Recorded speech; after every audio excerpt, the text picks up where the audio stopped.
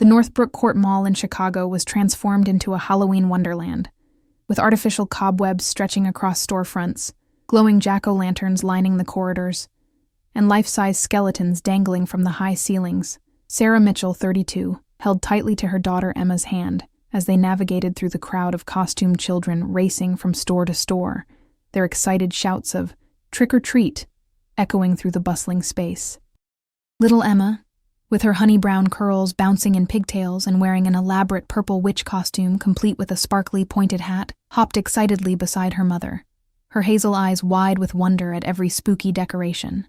Sarah adjusted her shoulder bag and smiled down at her daughter, trying to absorb this moment of pure childhood joy. The past 5 years had been an emotional roller coaster, from the lonely pregnancy, giving birth without anyone by her side, the sleepless nights with a crying infant, to finally finding a fragile balance as a single mom in a city that showed no mercy to weakness.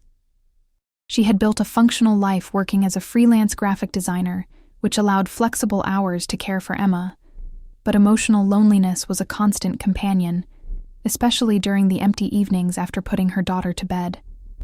"Mommy, look. There's someone dressed as a vampire over there." Emma pointed enthusiastically toward a group of teenagers with fake fangs and theatrical blood dripping down their chins. Sarah laughed, squeezing her daughter's small hand when her entire world came to a complete stop. Through the crowd, near the entrance to Barnes & Noble bookstore, stood a figure she would recognize anywhere, under any circumstances, even after 5 years of absolute silence. Rachel Torres, 34, stood exactly where the orange glow from Halloween decorations illuminated her, like a cruel spotlight from fate itself. She wore an elegant gray blazer over a white blouse, black slacks, and low heels. Always so impeccable, always so composed. Her blonde hair was shorter now, cut in a modern style that framed her angular face and highlighted her piercing green eyes. Rachel held a Starbucks coffee in one hand, while absently scrolling through her phone with the other, completely unaware of the emotional hurricane her presence had just unleashed mere feet away. Sarah's heart raced, her stomach churned, and her legs felt like they'd turned to jelly. Every wound she'd spent the last 5 years trying to heal ripped open instantly, raw and painful as on day one. Memories flooded her mind in a relentless avalanche. The day she told Rachel about her decision to have a baby through artificial insemination, the look of shock and betrayal in those green eyes, the devastating argument that followed, the cruel words spoken in a moment of panic, and finally, the door closing for the last time when Rachel simply left, leaving only divorce papers and an emptied bank account. "Mommy, are you okay? Why did you stop?" Emma's voice brought Sarah back to reality. She looked down at those innocent eyes that had no idea of the emotional storm approaching. Sarah opened her mouth to respond, to suggest they leave immediately, but it was too late. Emma had followed her mother's fixed gaze and now observed Rachel with the natural curiosity of a 4-year-old child.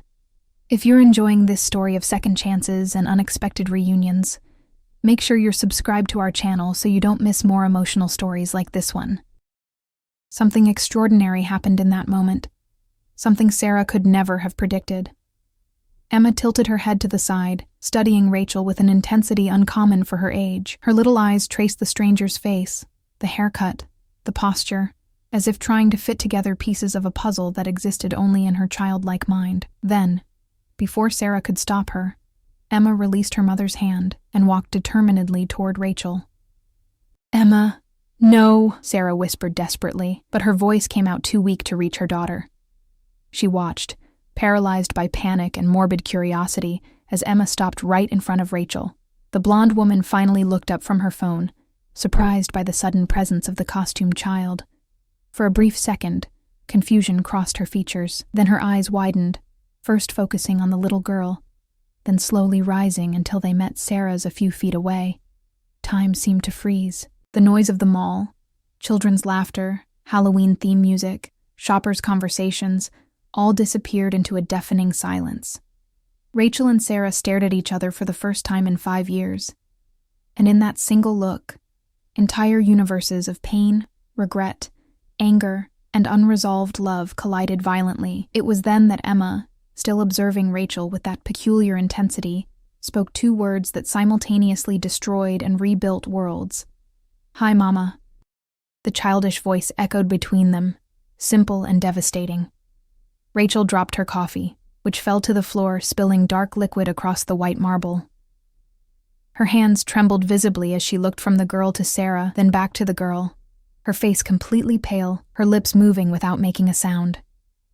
Sarah felt her legs finally give way. She took a stumbling step forward, her brain trying to process what had just happened. How did Emma know? How could she recognize a woman she'd never actually met? The answer came in a wave of devastating guilt. The photos. The hundreds of old photos that Sarah had kept in shoeboxes in the closet. The same photos she occasionally pulled out secretly to look at on lonely nights, remembering a love that had been real and intense before everything fell apart. Emma must have found them at some point, examined each image with natural childhood curiosity, memorizing that face without fully understanding who it was. Rachel finally managed to articulate, her voice hoarse and broken. She fell to her knees before Emma, not caring about the spilled coffee staining her expensive pants. Her green eyes, now glistening with unshed tears, traced every detail of the girl's face, the curve of her nose, the shape of her eyes, the shy smile beginning to form on the childish lips. "You're real. You're actually real," Rachel whispered, her hand extending hesitantly before pulling back, as if she feared that touching the child would make her disappear like an illusion.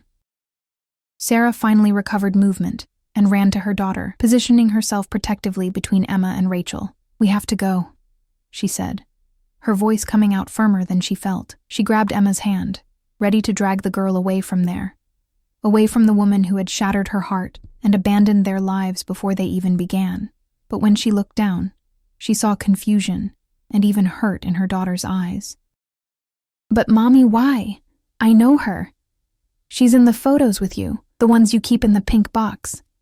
You're always sad when you look at them. Why are you sad now?" The brutal innocence of Emma's questions cut Sarah like glass. Tears finally overflowed from her eyes as she struggled to find words she could say, explanations that wouldn't destroy her 4-year-old daughter's worldview. "Sarah, please don't go. Not yet. We need to talk. Rachel stood up clumsily, extending her hand in a gesture of supplication. Her face was wet with tears now, all her usual composure completely destroyed. 5 years. 5 years thinking, regretting, hating myself. Please, give me just 5 minutes. Just let me look at her. At both of you. Please." The Halloween party continued around them, oblivious to the intense drama unfolding there. Children ran and laughed, parents took photos, music played. But in that small circle near the bookstore, 3 lives were suspended in an impossible moment, where past and present collided irrevocably, and the future depended on a single decision: stay or leave. Sarah looked from Rachel to Emma, her heart torn between the instinct to protect her daughter and the part of her that had never really stopped loving the woman who destroyed her. And in that moment, amid the colorful chaos of Halloween, she had to make the most difficult choice of her life. Sarah led Rachel and Emma to a quieter cafe on the mall's 3rd floor, away from the Halloween party commotion. Her hands trembled as she held Emma's, who bounced happily between the 2 women, completely unaware of the tension cutting through the air like a sharp blade. They sat at a corner table, Sarah on one side, Rachel on the other, and Emma between them in a high chair, swinging her little legs and observing everything with childish curiosity. The initial silence was deafening, broken only by the distant noise of coffee machines and unrelated conversations. "She has your eyes," Rachel finally said, her voice hoarse with contained emotion. She couldn't stop looking at Emma, as if memorizing every detail. The freckles on her nose, the shape of her ears, the way the girl bit her lower lip when she was thinking. "And your mouth. But the hair. Where's the hair from?" The question came out before she could contain it, revealing an intimate familiarity that shouldn't exist anymore. "From the donor," Sarah responded dryly, each word a small barrier she erected between them. She ordered an orange juice for Emma and a black coffee for herself, refusing to look directly at Rachel. If she looked, she feared, all the anger and pain carefully stored over the last 5 years would explode uncontrollably. Profile 2847. Italian descent, 6 feet tall, brown eyes, occupation engineer. That's what I chose at the clinic. Alone. Without you. The blow visibly hit Rachel. She recoiled as if physically struck, her hands gripping the table edge until her knuckles turned white. I deserve that, she whispered, finally lowering her eyes. I deserve every bitter word, every hateful look. But Sarah, you need to understand. She was interrupted by Emma's sudden laughter, who had just received her juice with a tiny decorative paper umbrella. Look, Mommy, it's so tiny, Emma exclaimed, spinning the umbrella between her fingers. Then she turned to Rachel with that disconcerting openness of children. Do you want to see? You can hold it if you want. What's your name? My name is Emma Grace Mitchell. I'm 4.5 years old. Well, almost half. Still 2 months until it's half. Rachel let out a wet laugh, tears now flowing freely down her face. I'm Rachel. And I knew your mother a long time ago. We were very close. She looked at Sarah over Emma's head, her green eyes pleading. We were everything to each other, until I ruined it all. Why did you ruin it? Emma asked with children's simple and brutal logic. If you were friends, you should have taken better care. That's what my teacher says. Friends take care of each other. Didn't you take care? The innocence of the question was a knife twisting in the wound. Sarah closed her eyes, feeling physical pain in her chest, while Rachel visibly disintegrated. No, sweetie, I didn't take care. I was scared. Very scared. And when people are very scared, sometimes they make terrible choices that hurt the people they love most, Rachel responded, her voice breaking. She finally allowed herself to extend her hand across the table, her fingers stopping inches from Sarah's hand. I was a coward, the biggest coward in the world, and not a single day goes by, not a single day, when I don't regret it. Sarah pulled her hand away sharply, finally finding the courage to look directly at Rachel. 5 years of pain, anger, nights alone, moments when she needed to be strong when all she wanted was to fall apart. All of it came to the surface. You left me. You left me when I needed you most. You looked at me, 3 months pregnant with the baby I wanted to have with you, and said it was a betrayal, that I had destroyed our marriage, that you couldn't stand to look at me, and then you simply left, without looking back, without answering my calls, without even asking if I was okay during the entire pregnancy, during delivery, during nothing. The torrent of words came out in an intense whisper, so as not to frighten Emma, but each syllable was loaded with such deep pain that Rachel visibly shrank under its weight. I know all of that. I was there, Sarah. I was there in my own cowardice, in my own fear. I was there every time I picked up the phone to call and didn't have the courage. I was there when you gave birth. Yes, I was in the hospital parking lot, without the courage to go inside. I was there on each of her birthdays that I spent alone, looking at the calendar and hating myself. Sarah felt as if the ground had disappeared beneath her feet. You were there? At the hospital? When Emma was born? Her voice was just a thread of sound. She didn't know if what she felt was renewed anger or something dangerously close to hope. A hope she shouldn't allow herself to feel. I stayed in the car during your 12 hours of labor. I monitored updates through a friend who worked at the reception desk. When she was finally born, when I knew you were both okay, I drove home and cried until I couldn't breathe anymore. And then, like the coward I am, I stayed away. Because I didn't deserve to be there. Didn't deserve you. Didn't deserve her. Rachel was completely destroyed now, her entire body trembling with contained sobs. Emma, finally sensing something was wrong, put down her juice and placed her little hand over Rachel's resting on the table. Don't cry. Why are you crying? Are you hurt? Mommy always gives me a kiss when I'm hurt and it helps. Do you want a kiss? The pure and innocent gesture broke something fundamental in Rachel. She took Emma's little hand and brought it to her lips, kissing it gently as tears fell uncontrollably. You're perfect. So perfect. And I missed everything. Every first step, every first word, every moment. Rachel looked at Sarah with an expression of total surrender. I didn't come here expecting forgiveness. I didn't even know you'd be here. But now that fate or destiny or whatever placed us face to face, I need you to know. I ruined everything because I was terrified. Terrified of not being a good mother. Terrified that a baby would change everything between us. Terrified of losing you to this new life. And then, ironically, my fear of losing you made me lose you in the worst possible way. Sarah felt her defenses begin to crack. She'd spent 5 years building walls around her heart, convincing herself that Rachel was simply a cruel person who had abandoned her without remorse.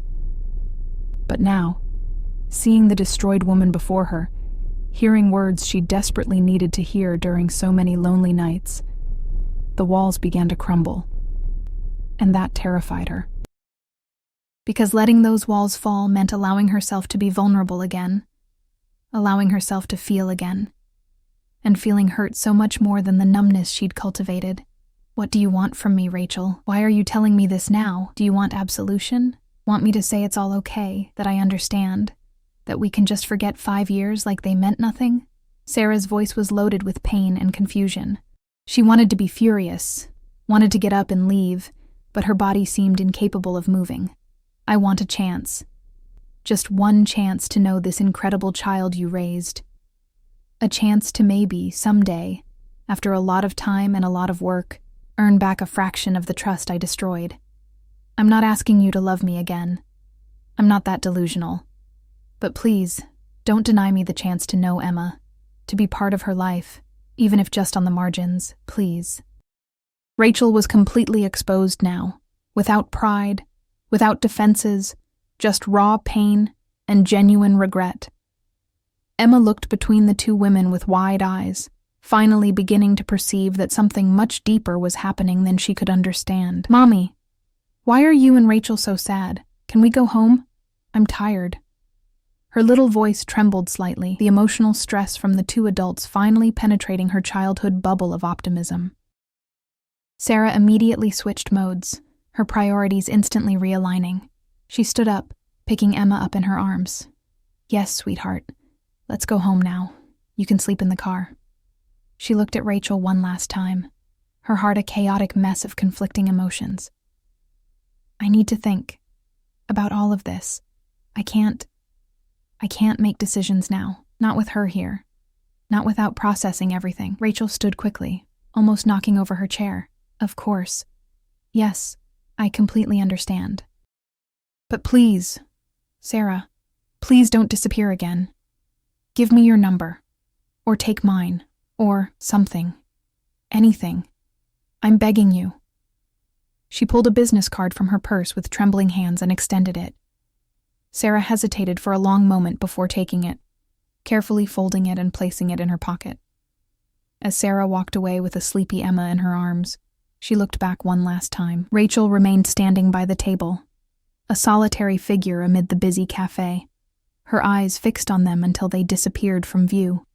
And in that moment, Sarah realized with horror and wonder that the walls she'd spent 5 years building around her heart had irreparable cracks, and she didn't know if that was a blessing or a curse.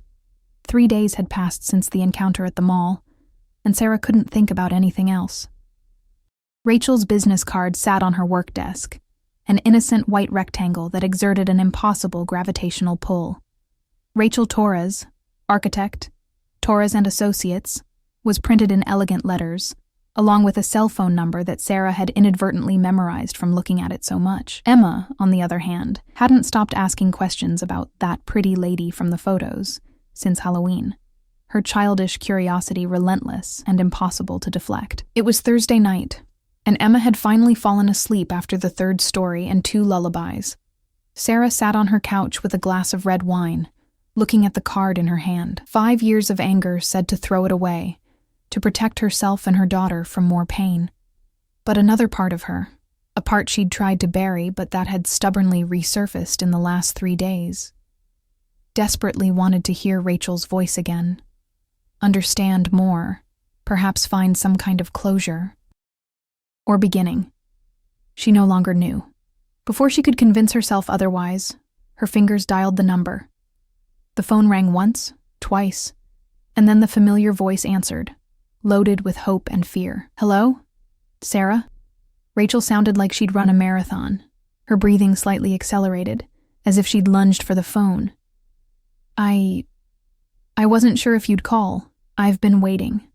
Every second of these 3 days, I've been waiting." "Emma won't stop asking about you," Sarah said without preamble, her voice carefully neutral.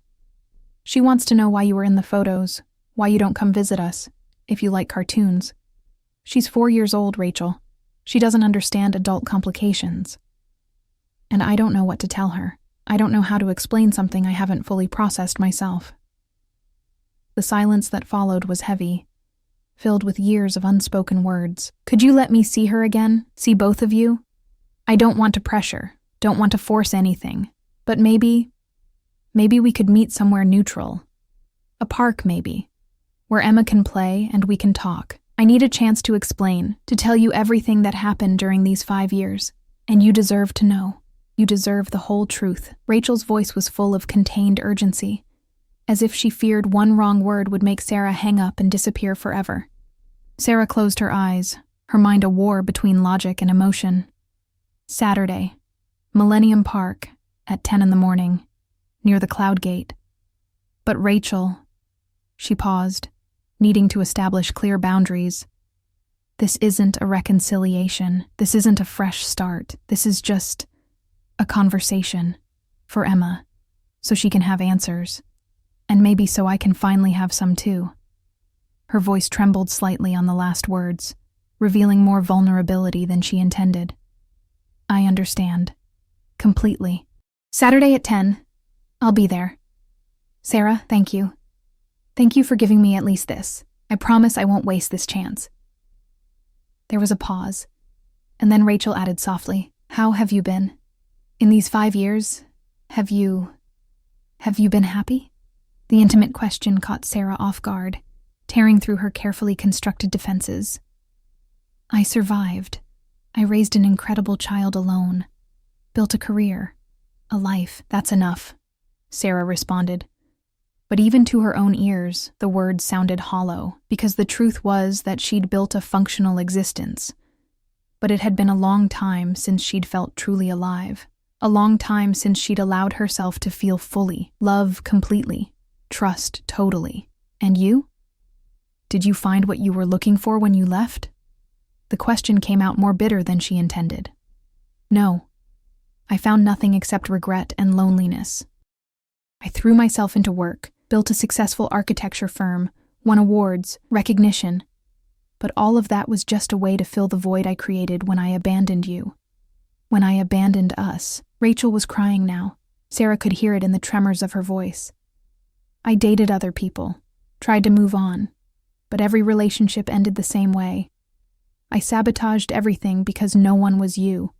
No one knew me like you did. No one made me feel like you did." Sarah felt tears burn her own eyes. Hearing these words should bring her satisfaction, some form of validation that the suffering hadn't been one-sided, but instead, she felt only overwhelming sadness for everything they'd lost, for all the years wasted living with ghosts instead of with each other. "We were so good together, before everything fell apart. Do you remember? Sunday mornings making pancakes, spontaneous trips to Lake Michigan, how you used to surprise me with flowers midweek for no reason? I remember everything, every moment, every laugh, every kiss, every plan we made for the future. And I remember the exact moment I destroyed all of it. When you told me about the fertility clinic, about your desire to have a baby, I panicked completely. Not because I didn't want a family with you. I wanted that desperately, but I was terrified of not being good enough, that my own issues with my dysfunctional family would turn me into a terrible mother. I had a horrible childhood, Sarah. You know that. And the fear of repeating those patterns paralyzed me. Rachel's confession poured out in a torrent, as if dams long maintained were finally rupturing. But you never told me that. You never gave me the chance to work through it together. Instead, you accused me of making a unilateral decision, of destroying our marriage, of betraying you. And then you simply left, leaving me to believe you hated me, that I'd ruined everything.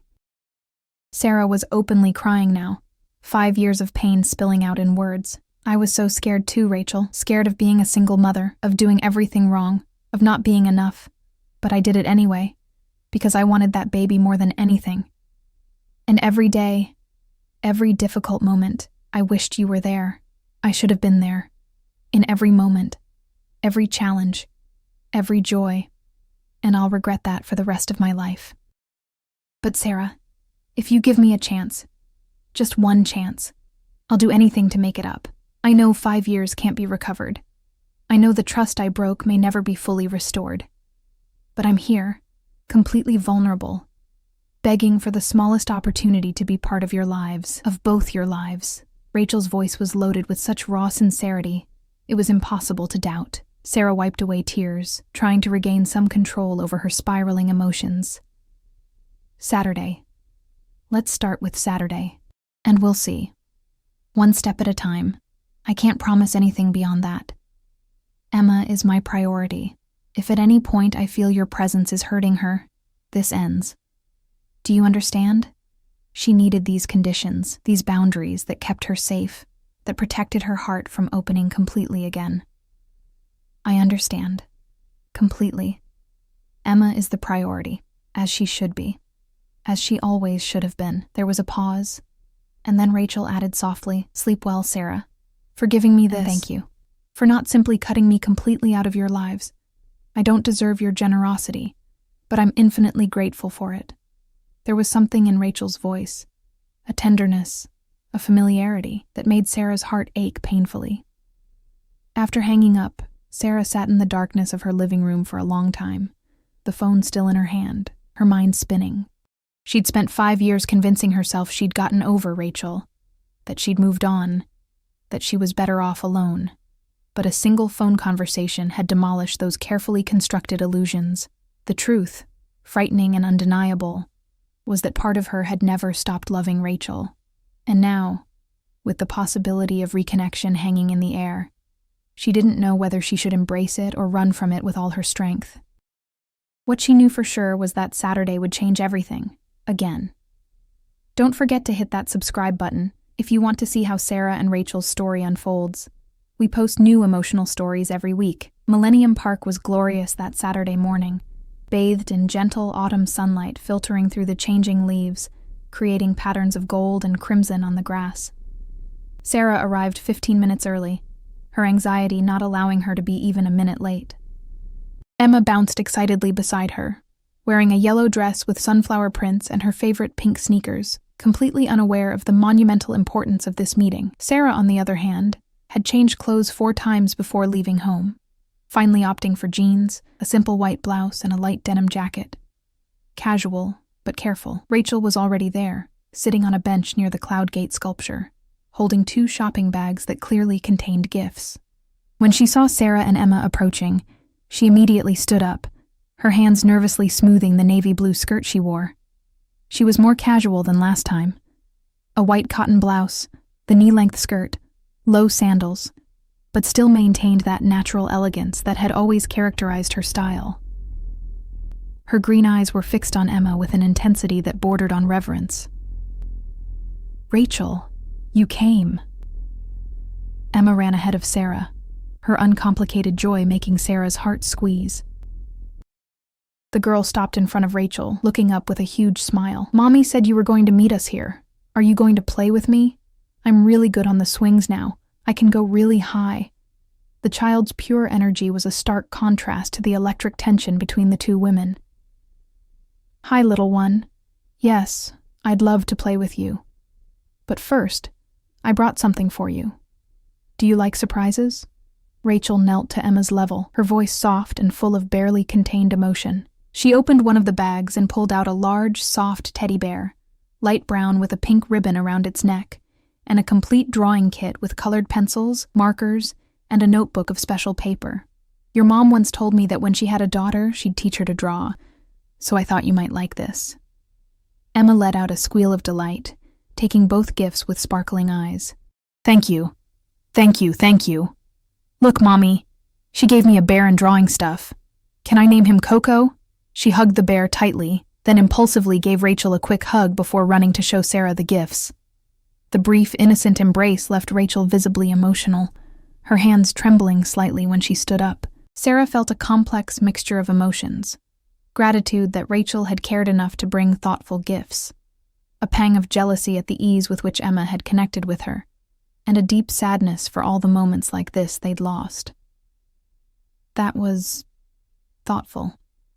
"Thank you," she said, her voice carefully modulated. "Emma, why don't you go play for a little while Rachel and I talk? Stay where I can see you, okay?" "Okay, Mommy. I'm going to draw the park." Emma ran to a nearby bench, placing the bear beside her and opening the drawing kit with enthusiasm.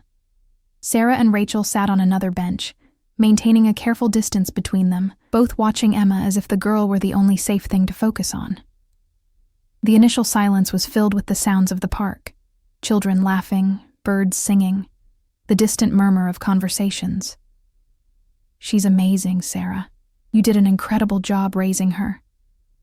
I can see your kindness in her, your joy. She's happy. You made her happy." Rachel finally broke the silence, her eyes still fixed on Emma. "I keep thinking about how things could have been different if I hadn't been such a coward. She could have had 2 moms. She could have grown up surrounded by so much love. And instead, because of my fear, she only had you. Which, looking at her now, isn't little, but still." Her voice failed. "Still, it wasn't what we planned." "It wasn't what either of us wanted," Sarah completed, her own voice hoarse. "You want to know the hardest part? It wasn't the sleepless nights, or giving birth alone, or learning to be a mother without a manual or support network. It was looking at her and seeing pieces of me, but not seeing anything of you. It was explaining to her, when she started asking at 3 years old, why she only had one mommy when all the other kids had 2 parents, or a mom and a dad, or any configuration that wasn't just me." Rachel finally turned to look directly at Sarah, and what Sarah saw in those green eyes shook her. Deep and genuine regret, love that had never really died, and a vulnerability so raw it was almost painful to witness. "Can I change that now? Not the past. I know that's impossible. But the future? Can I be present from now on? Can I know her? Be there for her school recitals, her birthdays, her everyday moments? Can I try to build something with her, even though I've already lost so much? Why now, Rachel? Why not 4 years ago, or 3, or even a year ago? Why did you wait until an accidental encounter to try to come back?" Sarah needed to understand, needed this answer before she could consider any kind of future. "You were in the parking lot when she was born. You knew where we were. You could have come back at any time, but you didn't. So why now?" Rachel took a deep breath, as if preparing to reveal something profound and painful. "Because I was in therapy. 6 months after I left, I had a complete breakdown. Couldn't work. Couldn't sleep. Could barely function. I started intensive therapy 3 times a week. I spent the last 4.5 years working through my childhood trauma, my fear of parenthood, my tendency to run when things get difficult. And about 6 months ago, my therapist challenged me. She said I could spend the rest of my life regretting and hating myself, or I could find the courage to try to make amends, even if you completely rejected me. And you chose to wait for fate to decide for you? To accidentally show up at a mall? There was a hint of sarcasm in Sarah's voice, but also genuine curiosity. She observed the subtle changes in Rachel. The way she maintained eye contact instead of looking away. The way she wasn't defending herself but rather opening up completely, accepting total responsibility. "I was preparing myself. I'd hired a private investigator 3 months ago to find you, not to invade your privacy, but just to know if you were both okay. Where you were. I'd written and rewritten letters dozens of times. I was building courage to finally reach out. And then, the universe or fate or whatever decided for me and put us in the same place at the same moment. And when Emma looked at me and said those 2 words, Sarah, my entire world changed again." Rachel extended her hand hesitantly, stopping inches from Sarah's hand on the bench. Sarah looked at the extended hand, at the tiny but immense space between her fingers and Rachel's. Part of her wanted to close that gap, feel the warmth and familiarity of that hand she'd held 1,000 times before. Another part wanted to get up and leave, protect herself from more potential pain. But then she looked at Emma, who was absorbed in her drawing, her tongue sticking out slightly in concentration, and realized this wasn't just about her and Rachel anymore. There was a third person in this equation now. A person who deserved the chance to know someone who clearly wanted her in their life. If we do this, and I say if, not when, we have to go slow. Very slow. You can't just come in and be mama. Emma barely knows you. You'll have to build that relationship step by step. And I need to see you be consistent. I need to see that you won't disappear again at the first sign of difficulty. Sarah established boundaries, her voice firm but not hostile. And as for us, there is no us now. Maybe there never will be again. This is about you and Emma. Can you accept that? The pain that crossed Rachel's face was visible, but she nodded firmly. I accept. Completely.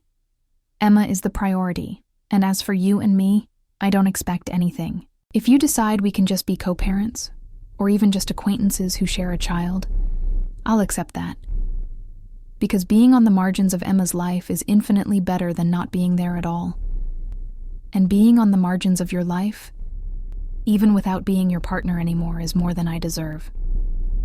Her words were sincere, without manipulation or hidden pressure. Then we start small. Park meetings like this one. Supervised video calls. You can send gifts for her birthday next month. She turns 5 in November, and we'll see how Emma responds, how she feels about you being around. She guides this process, not us. Understood?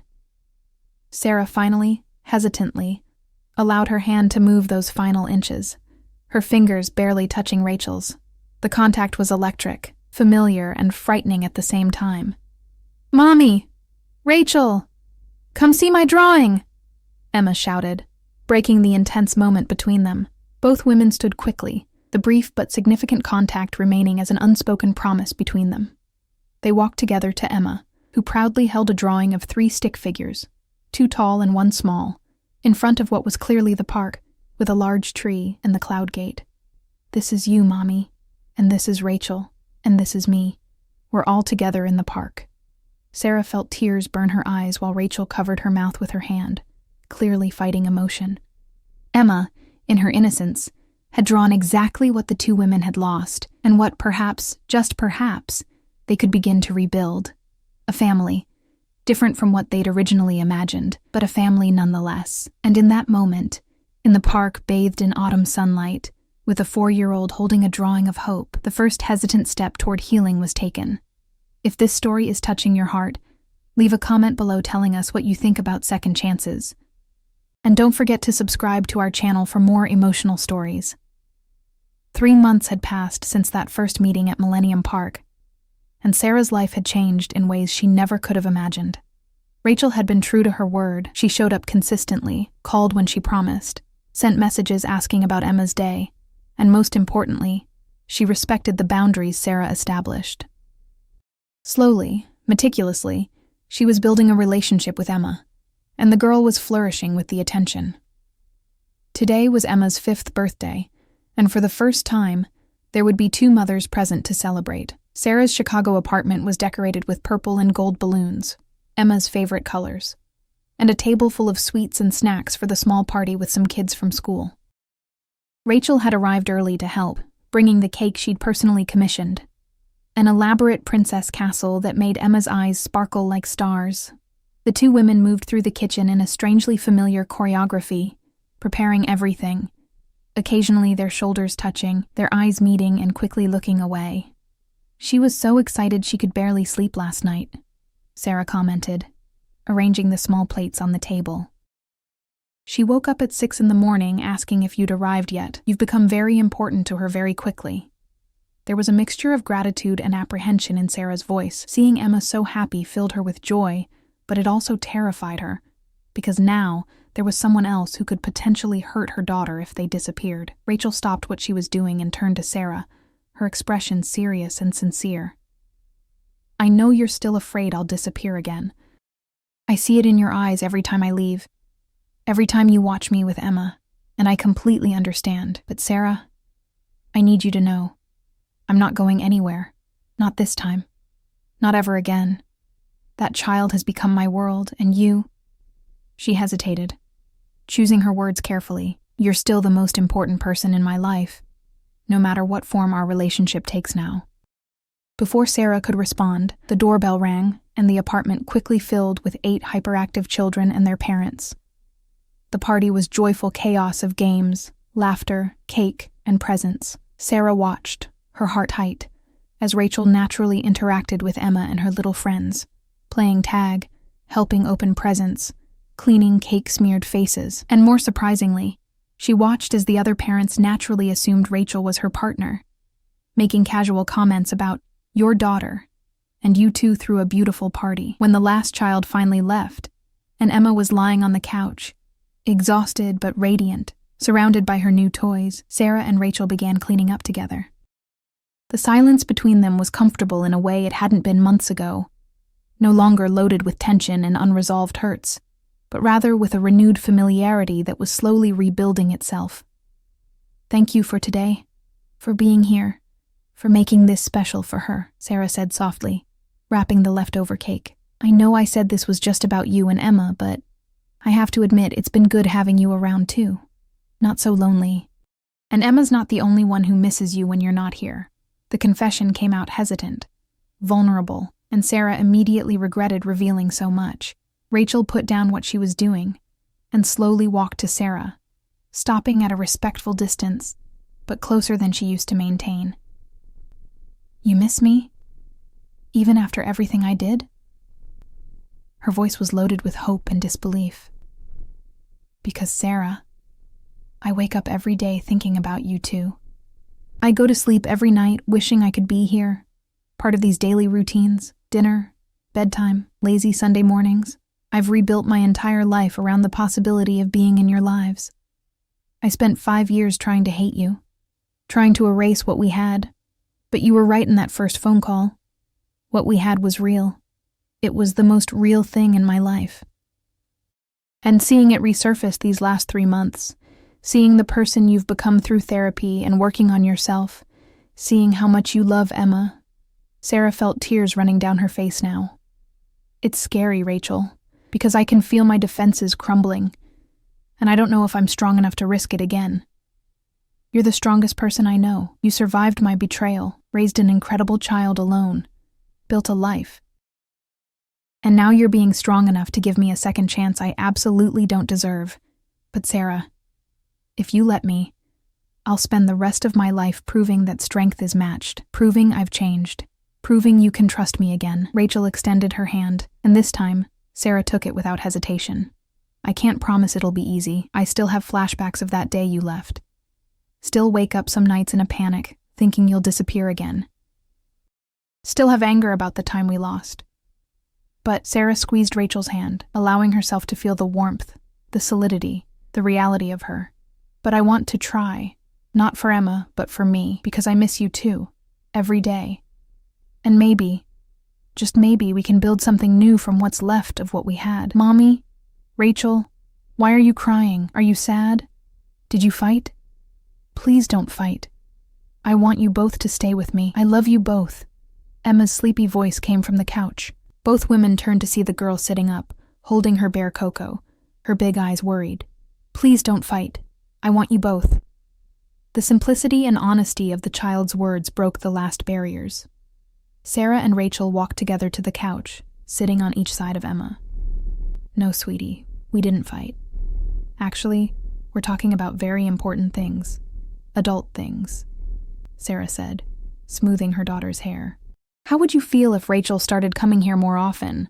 Not just to play, but for things like dinner, watching movies, maybe even staying some nights?" Emma's eyes lit up with such pure joy it was almost blinding. "You mean Rachel would be my other mama? For real? Like Sophia has 2 moms? I always wanted 2 moms." She jumped on the couch, hugging first Sarah, then Rachel, then trying to hug both at the same time. This would be the best birthday present ever. Better than the Princess Castle, better than everything. Rachel looked over Emma's head at Sarah. her green eyes glistening with tears, and something that looked very much like renewed love. "I promise you, Sarah Mitchell, that I will never leave you both again. I'll be here for every moment, the good, the bad, the mundane. I'll be here when Emma loses her first tooth, when she learns to ride a bike, when she has her first heartbreak, and I'll be here for you too, to hold you when you need support, to celebrate your victories, to be your partner in everything, if you'll let me." "Then stay," Sarah whispered, finally allowing 5 years of carefully constructed walls to fall completely. "Stay tonight. Stay tomorrow. Stay." And when Rachel leaned over Emma to kiss Sarah softly, tenderly, full of promises and new beginnings, Emma clapped excitedly, shouting, "Ew, Mommy's kissing," but laughing at the same time. That night, after putting an ecstatic and exhausted Emma to bed, with both mothers reading stories and giving goodnight kisses, Sarah and Rachel sat on the couch, intertwined in a way that was both new and deeply familiar. Their journey had been painful, marked by devastating mistakes and lost years. But looking at the room where Emma slept peacefully, knowing the girl now had 2 mothers who loved her fiercely, they realized that sometimes the most beautiful things are born from the ashes of the most broken. "We'll do it right this time," Rachel murmured against Sarah's hair. "I'll do it right. I'll spend every day showing you that you can trust me again." Sarah snuggled closer, finally allowing herself to completely believe. "We'll do it right together, as it always should have been, as it finally is." And outside, Chicago continued its frenetic life, millions of stories unfolding simultaneously. But in that small apartment, 3 hearts, 2 adults marked by mistakes and growth, and 1 small and pure, beat in sync, forming not the family they'd originally planned, but something even more precious, a rebuilt family, stronger for having been broken and consciously reassembled with love, forgiveness, and second chances. And if you asked Emma, drawing in her special notebook the next day, she would draw 3 stick figures holding hands, smiling, with the caption written in wobbly children's letters, "My complete family." 3 weeks after Emma's birthday party, Sarah found herself standing in the doorway of her bedroom, watching Rachel carefully hang clothes in the closet they now shared. It was a Sunday morning, and the smell of pancakes, Rachel's specialty, wafted from the kitchen where they'd left the batter ready. Emma was still asleep, exhausted from yesterday's trip to the Chicago Children's Museum, where Rachel had patiently explained every exhibit, while Sarah captured photos of their daughter's wonder-filled face. "You're staring," Rachel said, without turning around, a smile evident in her voice. "I can feel your eyes on me. Good staring or worried staring?" She finally turned, her green eyes searching Sarah's face with the gentle concern that had become so familiar again over these months. The morning light streaming through the window caught her blonde hair, making it shine, and Sarah's breath caught in her throat at how beautiful this simple domestic moment was.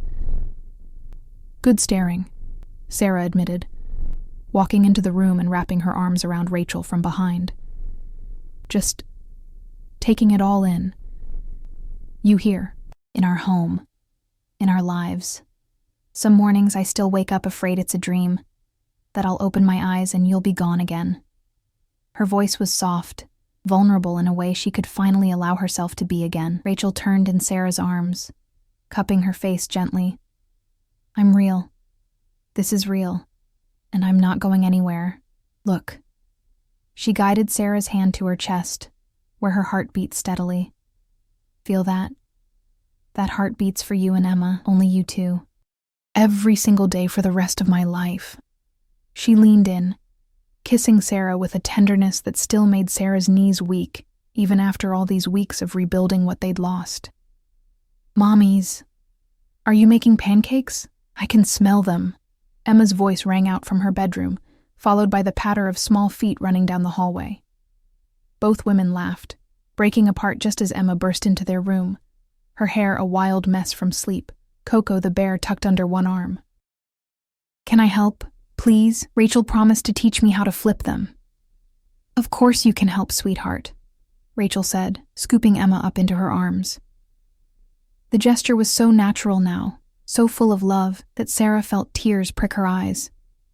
3 months ago, Rachel had been a stranger to Emma. Now she was as essential to their daughter's happiness as breathing. But first, let's fix this crazy hair. You look like you stuck your finger in an electrical socket." As Rachel carried a giggling Emma to the bathroom, Sarah leaned against the doorframe, watching them. The sound of Emma's laughter mixed with Rachel's gentle teasing filled the apartment with a warmth that had been missing for 5 long years. This was what she'd dreamed of when she'd first decided to have a baby. A family filled with love, laughter, and the beautiful chaos of everyday moments. She'd thought that dream had died when Rachel left. But maybe, she thought, some dreams don't die. They just wait for the right moment to be reborn.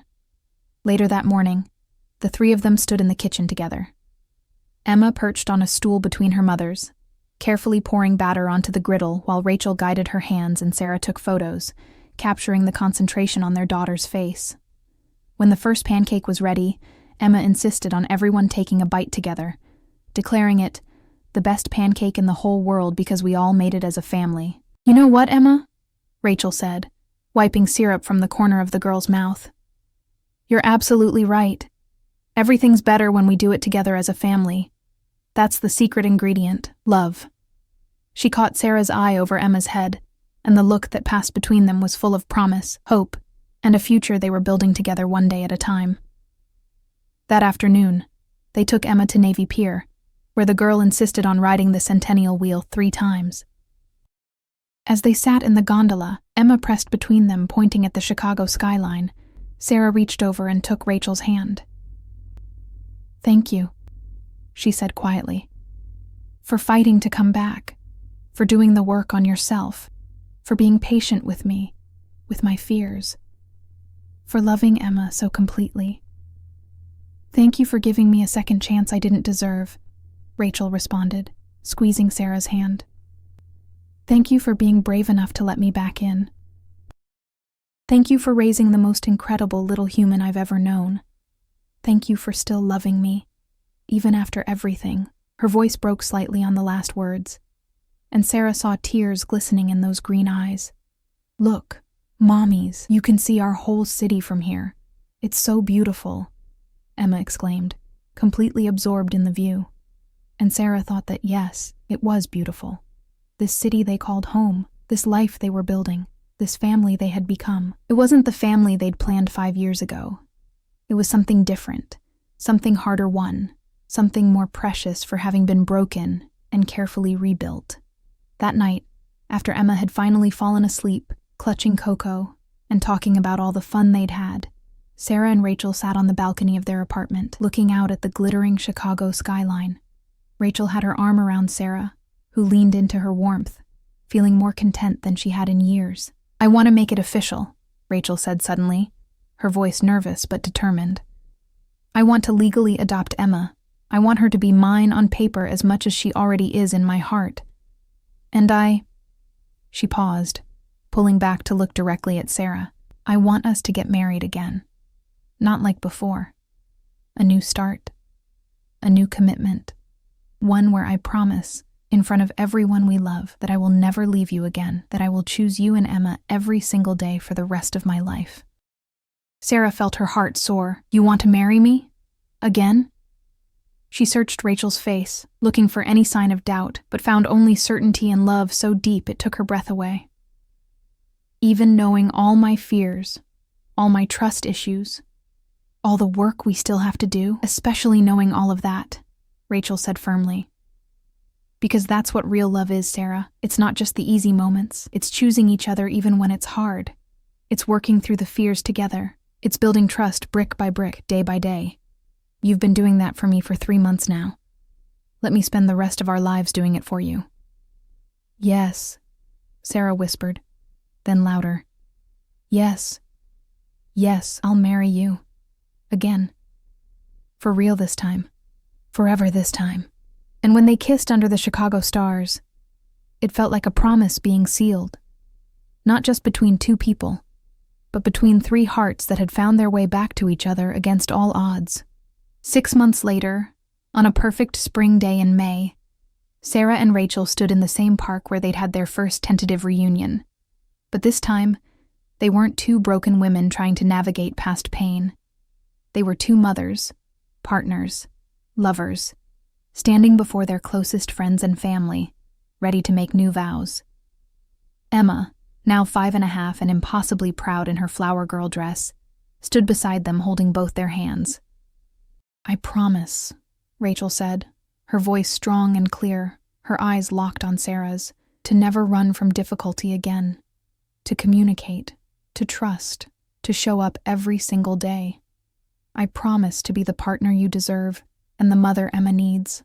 I promise to love you both with everything I have, for all the days of my life. I promise," Sarah said, her own voice steady, despite the tears streaming down her face, "to keep trusting you, even when it's scary, to believe in us, in our family, in our future. I promise to love you through the good days and the challenging ones. I promise to build this life with you, one beautiful moment at a time." When they were pronounced married, Emma cheered loudly, shouting, "My mommies are married. I have 2 mommies forever now." And everyone laughed, the joy infectious, the love palpable. As they walked back down the aisle together, Sarah, Rachel, and Emma between them, Sarah thought about that Halloween day 6 months ago, when their worlds had collided in the most unexpected way. Sometimes the universe breaks things apart so they can be put back together stronger. Sometimes second chances are really first chances at getting it right. Sometimes the family you lose is the family you find again, transformed and more precious for the journey. And sometimes, just sometimes, a little girl saying 2 simple words, "Hi, Mama," can change the course of 3 lives forever. If this story moved you, we'd love to hear from you in the comments below. Have you ever believed in second chances? Have you experienced the power of forgiveness in your own life? Share your thoughts with our community. And please, subscribe to our channel for more heartfelt stories about love, family, and the courage it takes to heal. Click that subscribe button and join our family of story lovers. We post new emotional journeys every week, and we'd love to have you along for the ride. Thank you for listening to Sarah, Rachel, and Emma's story. Until next time, remember, it's never too late for love to find its way home.